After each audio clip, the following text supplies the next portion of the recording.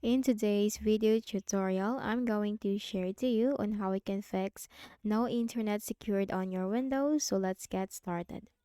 So the first thing that we need to do is we need to make sure there are no proxy or there is no proxy enabled on our Windows. So first is we have to simply go ahead in the Windows search bar and type internet options.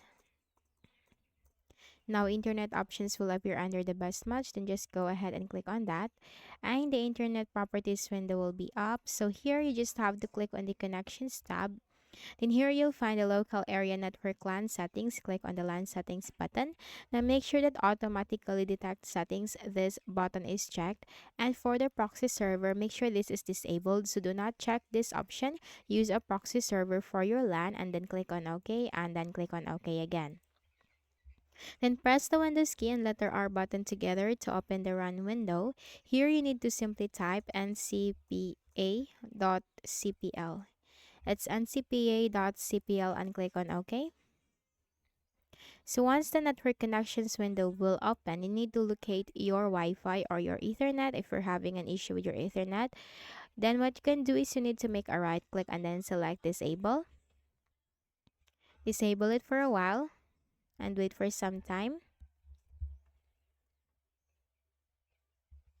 Then make a right click, select enable. And this will be identifying your connection and you will be reconnected again.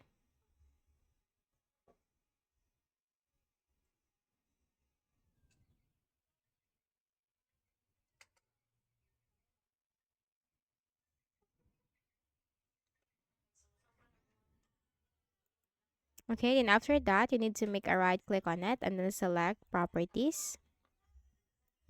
Now here in the properties window, we need to simply look for the Internet Protocol version 6.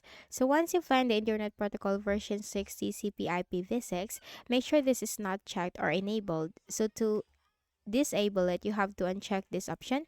If this is enabled, you have to simply uncheck it and click on OK. And then again, make a right click, select properties. And then here, we have to simply locate Internet Protocol version 4 and then click on properties. And here, we just have to simply select the first option, obtain an IP address automatically and obtain DNS server address automatically and click on OK and then close this windows. And then you just need to close this window too. Then you need to make a right click at the start button, shut down or sign out and restart your Windows. So that's it. So I hope this video helped you. Kindly please do not forget to hit the like button and subscribe to this YouTube channel for more tutorials like this. Thank you for watching.